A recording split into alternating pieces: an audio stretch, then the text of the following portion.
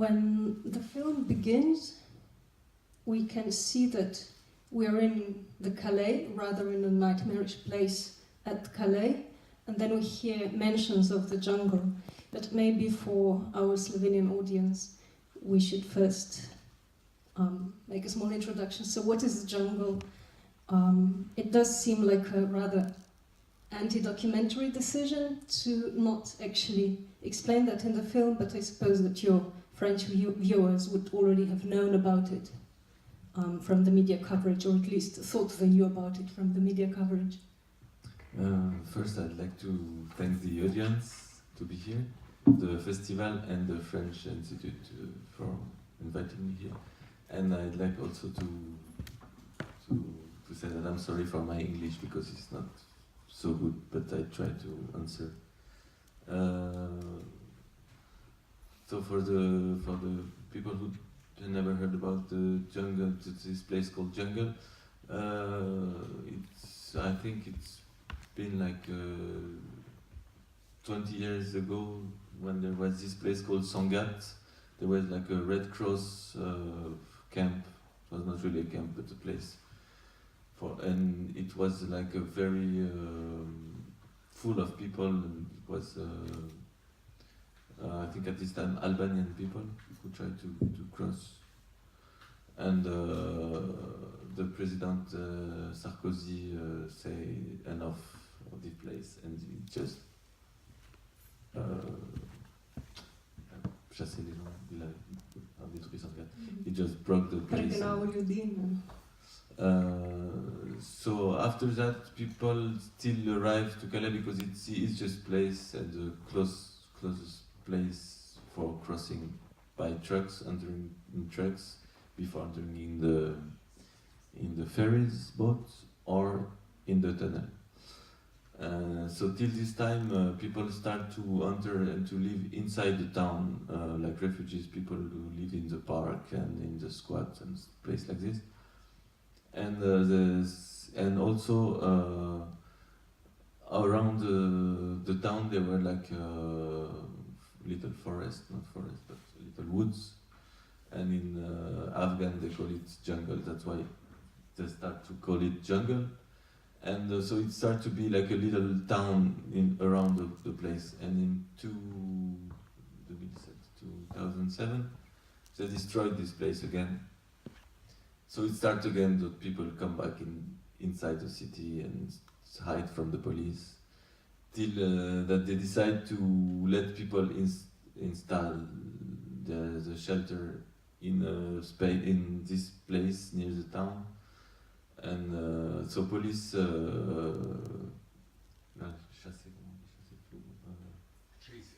chased all the refugees and pushed them and say, okay, you can stay there. For the moment you can stay there. But it became like a little town. And it's in a place near, there are factories, chemical factories, so it's a very polluted place, area, and very dangerous place for the contamination. But people still arrive till at one point there was like 10,000 person living in this area. That was not officially a refugee camp. So there were not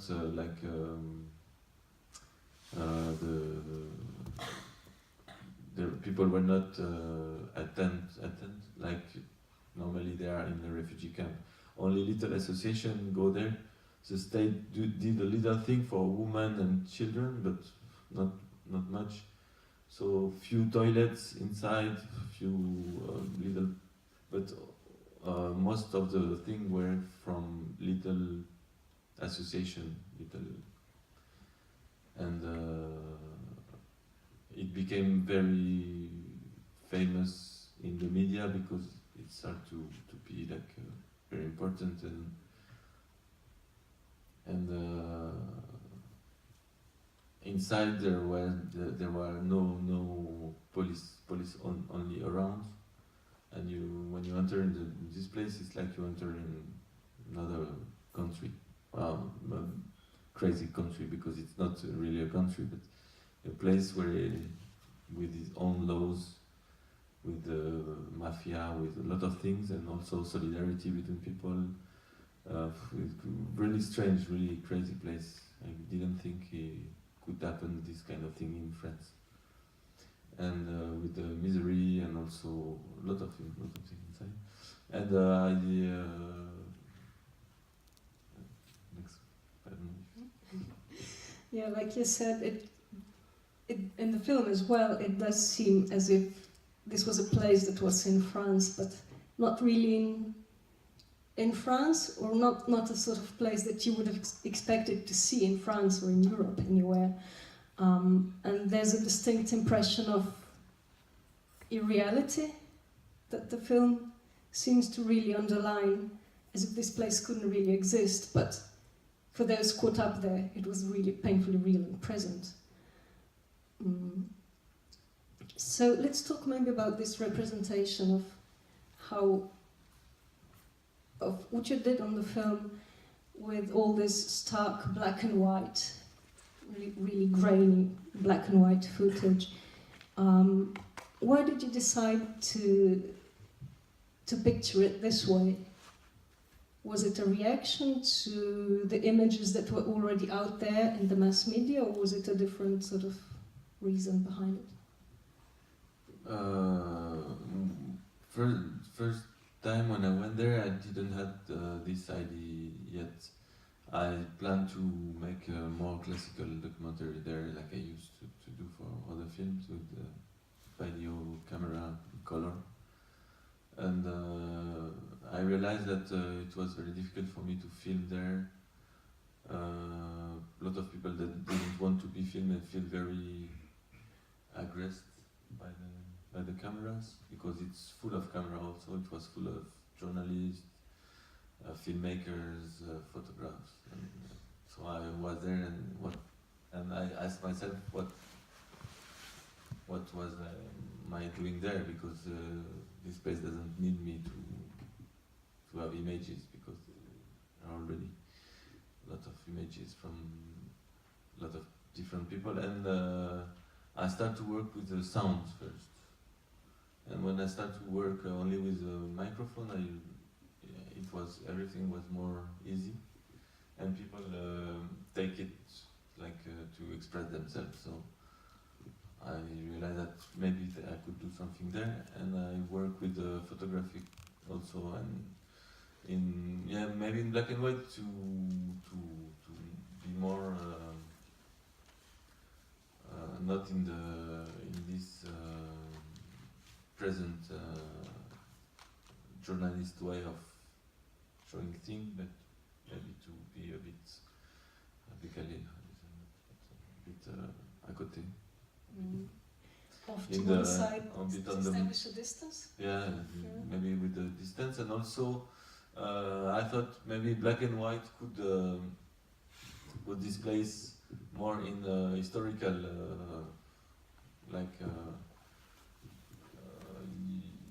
then you start to think also about black and white of photography of camps, of crazy places that could exist in our history. So maybe it was also for that, the black and white. Yeah, certainly. When you see images of razor wire and black and white, you have this instant historical associations. Yeah, it's not for comparison, because it's every situation is unique, but only to put it in the continuity of our story. Yeah, so it's not something that's absolutely unheard of. It's just, and yet at the same time, it's a thing that we didn't expect to see in Europe again. On the first day of this festival, we saw two films on the themes of African migrations. The classic Moi un Noir, Me a Black by Jean Rouch, and Rocominal's modern take on this, entitled Moi un Noir, Reloaded. And in the discussion that followed, Cominal spoke, among other things, about the presence in Rouch's film of all those exotically beautiful, semi-naked or just stark naked black bodies offered for the pleasure of the Western gaze. And she spoke about how she consciously tried to avoid or block that effect in her own film. And so in Moi à Noir Reloaded, bodies were treated in a very different way, but there were still human bodies present in the film doing things. And then we have Banned Bodies, which does have bodies in its title, but almost no human bodies that we can actually see in the film. And what people we do see, that's about twice or 3 times in the film. They stand in the middle distance and they don't look at the camera. We see no faces and certainly no people who speak. So I thought this was really interesting, and also looking at the other films that we've seen tonight,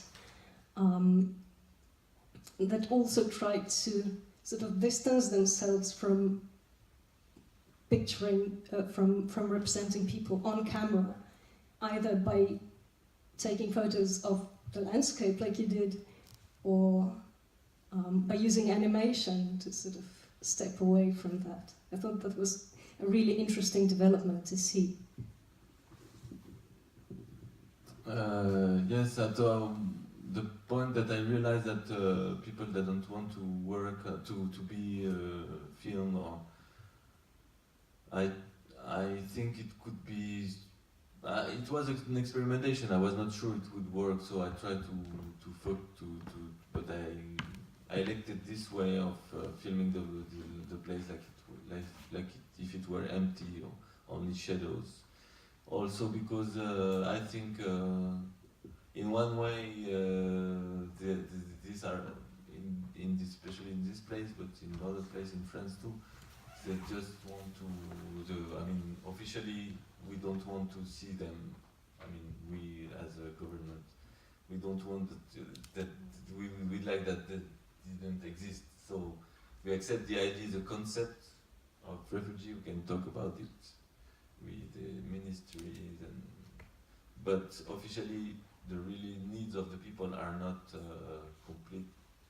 So we don't accept that there are bodies that need roof, they need to eat, they need to have water, this kind of thing.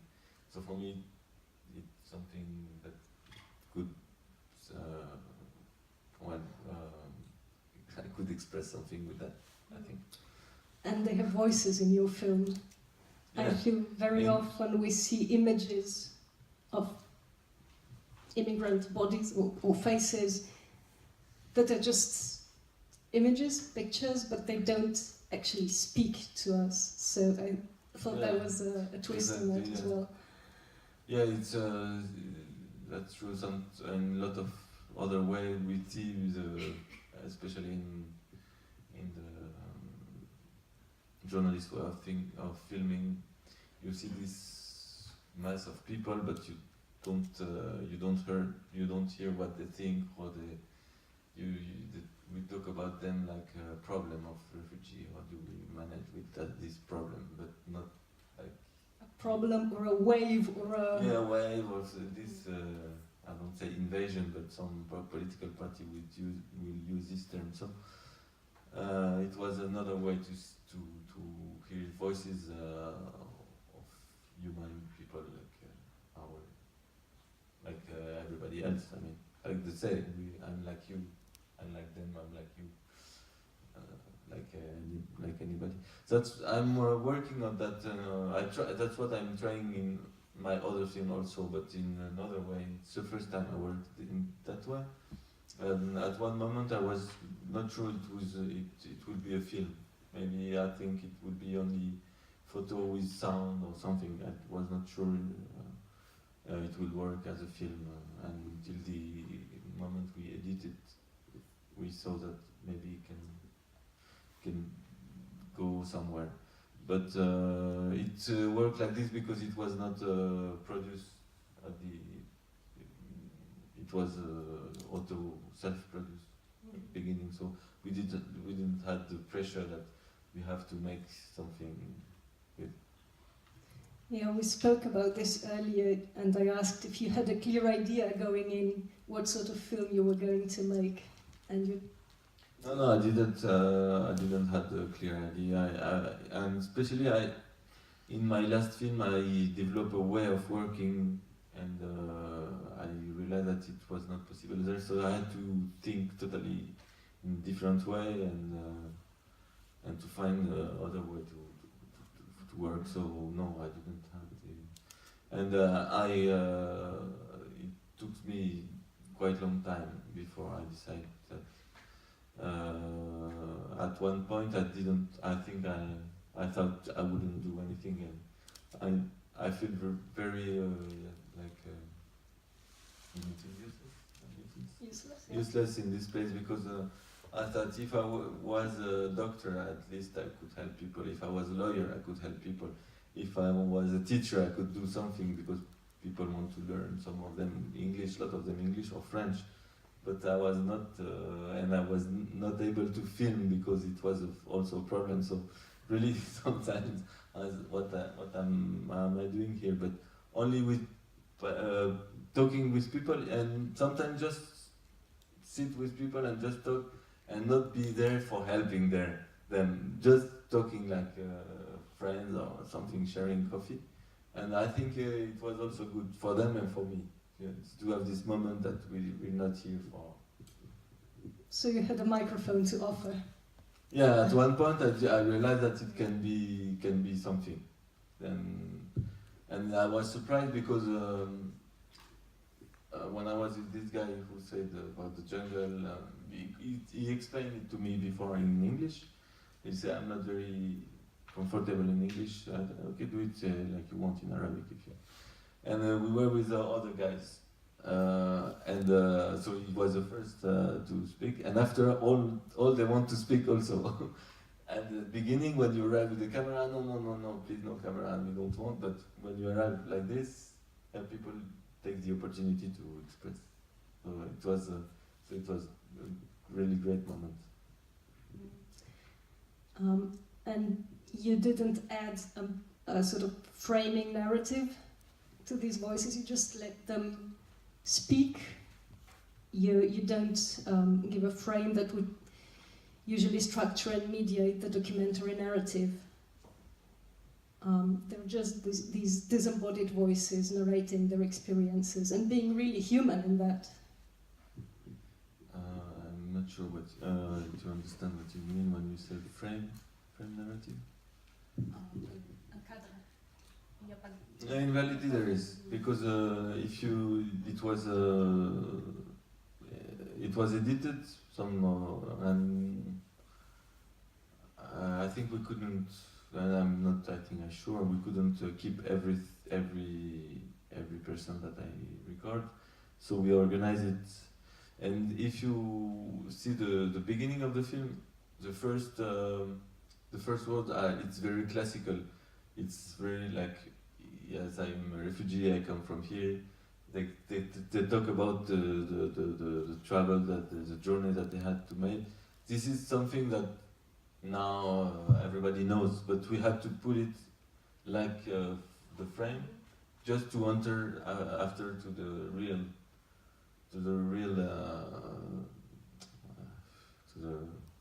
sorry. Into the meat of the thing. Yeah, exactly. Yeah, I was also quite struck by the use of language in the narrated passages, because some are told in this halting, very basic English, and there's this really painful tension between the heavy story behind these words that are simple, trivial even, and I mean, they are haunting in their way, but they're really limited in how much detail they can convey. And then other pieces are narrated in Arabic, and as you've already explained, it just sort of happened. Yeah. And suddenly, as this barrier of a poorly learned language is removed, we have all these astute observation and really articulated reflection on the whole situation. There's irony, there's individual expression, and it's suddenly just so much easier to be aware of the complex human being behind the voice. I thought that was a really good effect. You start with this really basic English, and then you go on to this full-blown expression that we so often lack when trying to communicate with people from other places, because there's this barrier of a language. Yeah, exactly. This is a friend. You explain exactly how do we work in the edition. Exactly, we work like that to arrive at this point. So the third speaker then commented on the word jungle, like you've already mentioned, and on the relationship between words and perceptions. And he says a jungle is for wild animals, but we're people. And he says maybe if we change the name of this place, even if it doesn't change anything, at least we'd feel respected like human beings. I thought this was a really powerful moment. Yeah, this is something I discovered when I had the translation, because I understood the first part, but this I discovered it was yeah. And this palm of the hand that we see in that moment when he says like human beings, and there's a bird drawn on it, with a crown, I think. How did that come about? You know, this is sometimes les hasards. Accidental? Yeah, accident of the.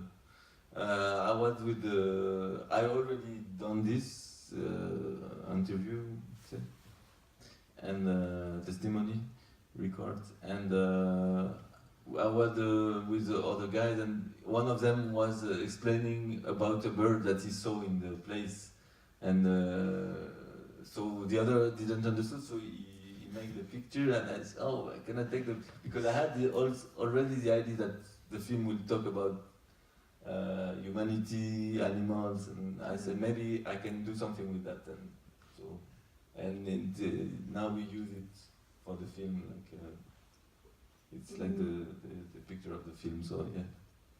And birds generally play quite a large role in the film, it seems, yeah, in the opening and in the closing sequences. The place, of course, there is this seabird, I don't know the name in English, the mouette, the first. Gulls. But also it's a place near the. It's I don't know in English, but it's a natural place for birds also. So there are a lot of birds in the place where was the jungle, but also rats and a lot of animals that came here. But a lot of it's also a natural place for birds, and yeah, at the end also it's a seabird, cormorant, I don't know in English. Cormorant, same. Yeah, and that we use like to close the sequence. And I thought this sequence with which basically asks the question, what's in a name? What if the name were different? Was really quite striking for bringing out how what a universal and fundamental need, just basic human dignity is, and how important a role words can play in this, for better or for worse. So how we speak about things, how we think about things and places.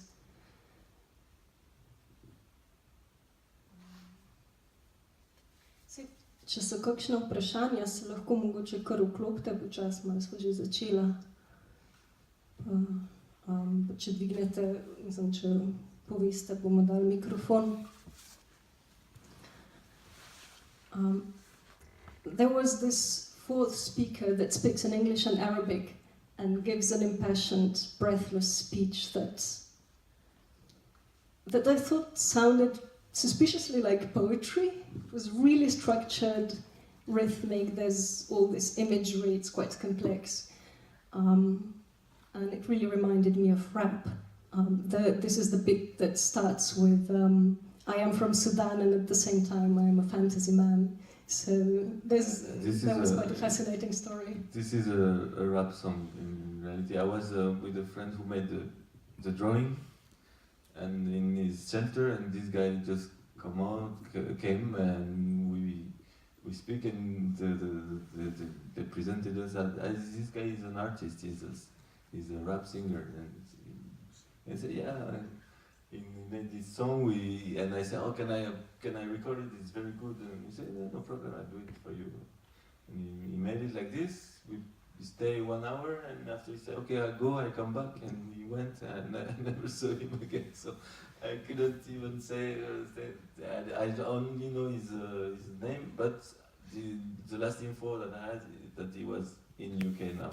So I don't know if he's still singing, but. But let's hope he makes it Yeah. as a musician. I think he deserves that. Yeah. What does another year mean if dreams die here in the cold? That's very, very strong. So He composed it for the New Year. He was there for the New Year. And Yeah. he was in the jungle at this time. So. Okay, so this is why he says, don't tell Don't me wish Happy New me Year. Yeah, Happy New Year. just don't. Yeah. You mentioned the artist who did the drawings. Yes. So can you tell us about him as well? Who is it? He's a young guy from Sudan. He's maybe 20 something, and he come from the countryside of Sudan, and he make these very naive scenes of his journey, and he had he made some exposition with his work, and now last news he was in Belgium, still trying to pass. He had the opportunity to stay in France, but he's not sure he wants to stay in France. He's very hesitating and. Yeah, I actually thought these drawings were made for the film because they sum up the theme so perfectly. There's everything: an overcrowded boat. There are the fences, the barbed wire, the tear gas, police brutality. So this was. It really suits the film so well that. But because it was the quotidianity of the place. Yeah. And it's still now, we were talking about that.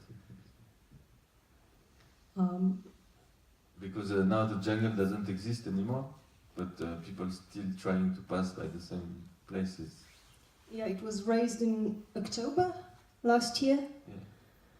But the reasons it existed didn't change. So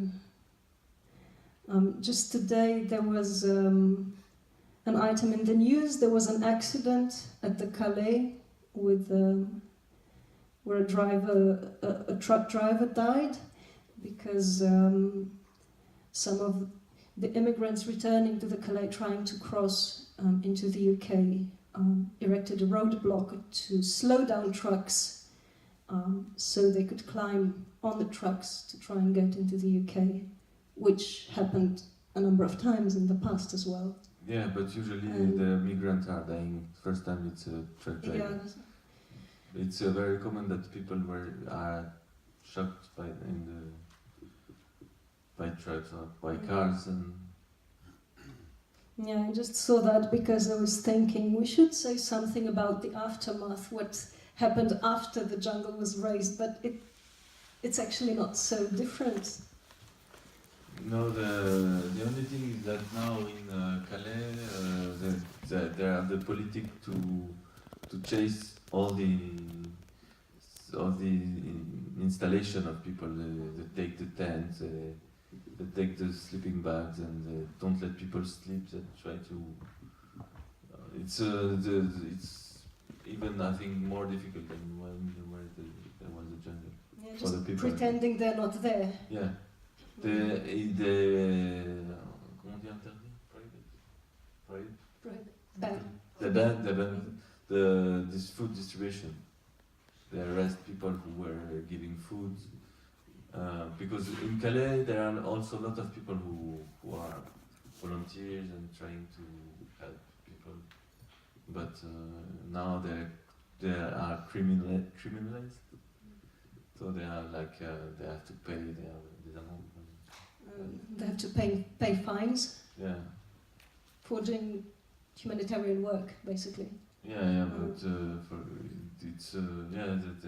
they arrest people. It's a way to discourage people to help, but till now it didn't work. people still fighting against that. Yeah. Well, I suppose if you don't actually solve a problem, it just comes No, back. but I mean, mean you're just pretending that you don't have refugees in the area. I'm talking about the citizens. So some of the citizens still fighting against this politic. But yeah. Can I ask a question? Actually, there is a lot of there is a lot of immigrants in France, but also there is quite few filmmakers that are using this thing to make their films for one reason or another, like personal motivations to go out and live among immigrants are different from author to author, and I would like to know yours. But kind of like it's interesting that nowadays at 9 o'clock there will be a film by Sylvain Georges, a French author as well, that we had that was guest at the Cinematheque a few years ago, and actually he was one of the first ones that brought us like images from Calais, you know, with his previous feature film, and it was during the time that they were living in the city. So actually he was spending like almost a year there with them, shooting like a lot of hours of material and then editing them into a film that 3-4 years ago was quite astonishing. Now we see those images more and more. We know about the jungle. We all that we are interested. We read about the jungle in the newspaper. It's far away from us, but we know it. So I'm interested for you. It's like what is your personal motivation that you went out, and maybe to say like a few words about Sylvain Georges, that we'll see his films afterward. Having you here, maybe it's nice to hear from a French person if he influenced your work as well or not. If you what? Influenced your work as well.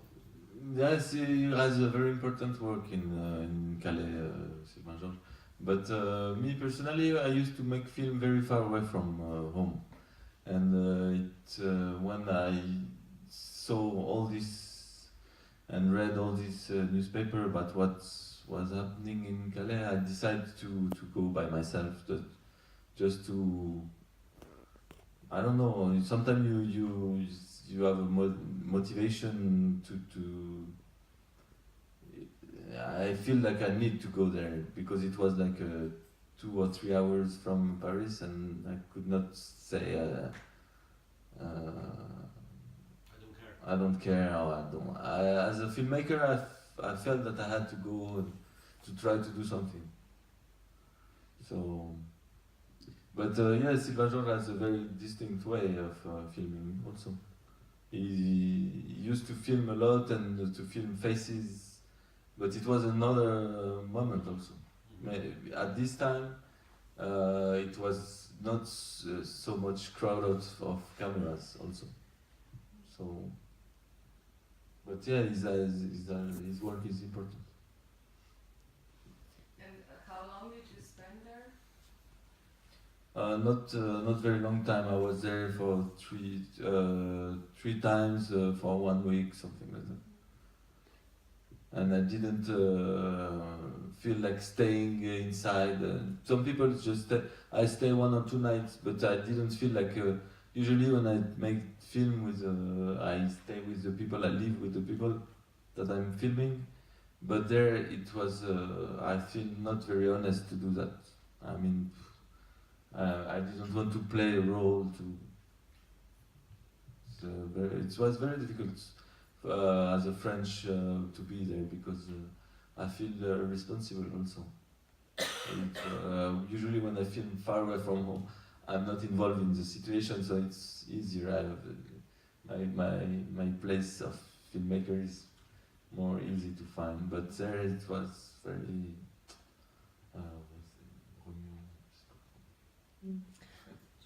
What was the reception like of this film?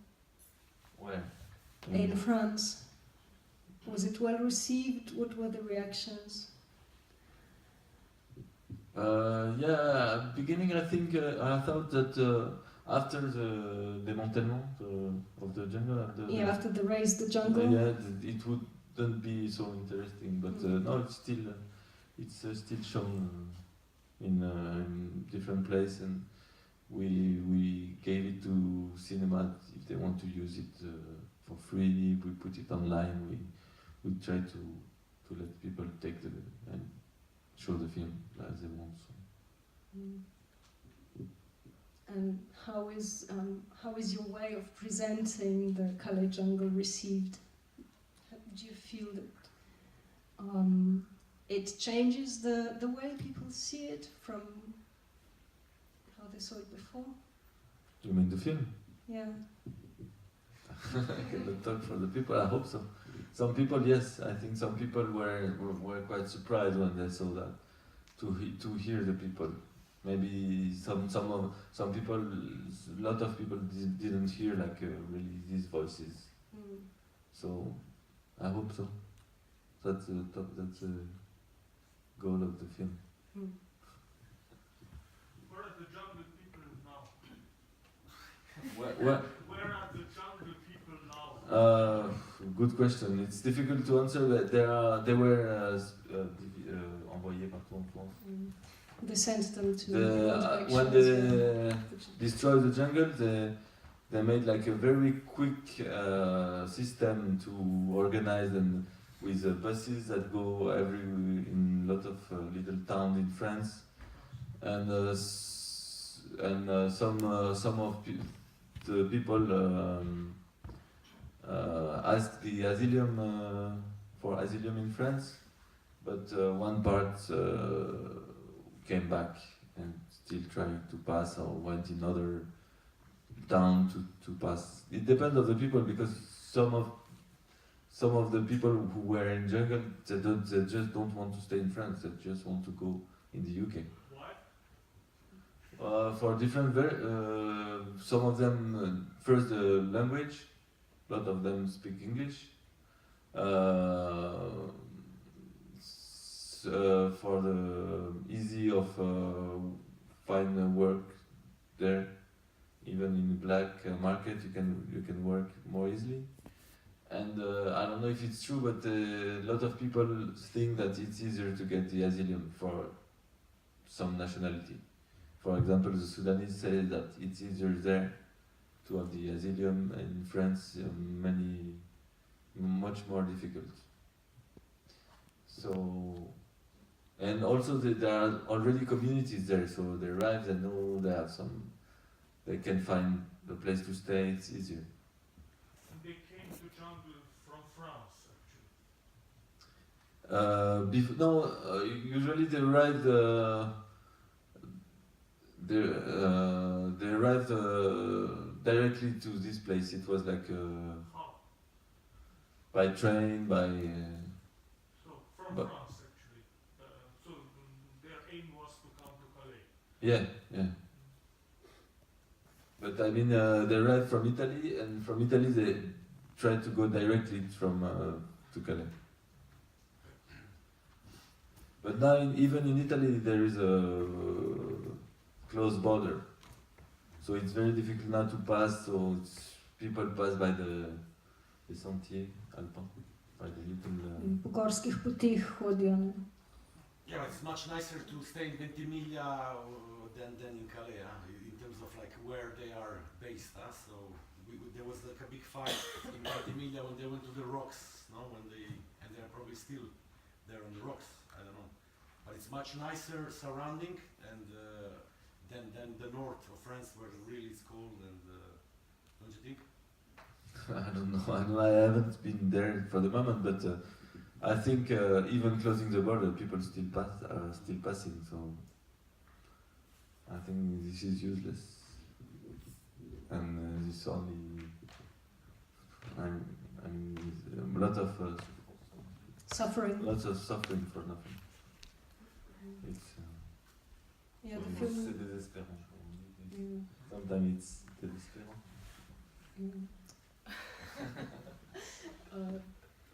Такава What is the бук. collaboration between French and UK? British police, if you know? With the UK? Yes. Yeah, French and British police. Yeah, now the border is in France, so a lot of money comes from UK to keep the border there. I think that's one part of the problem also, but this is not my level of.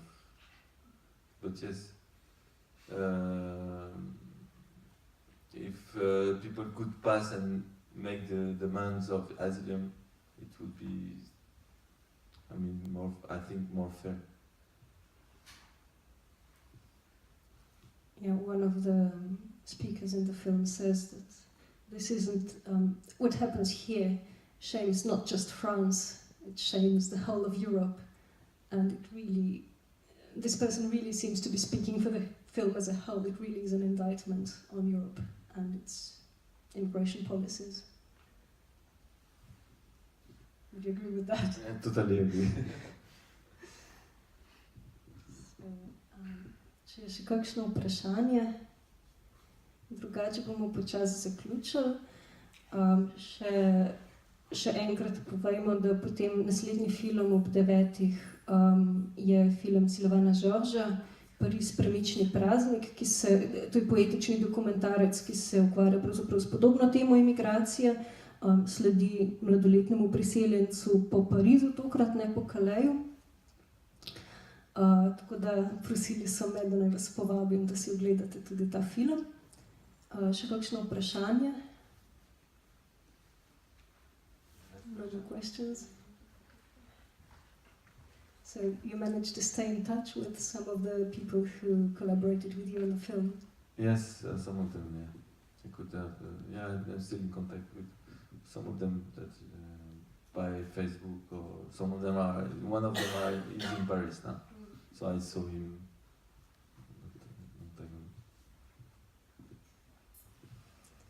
Hvala vsem.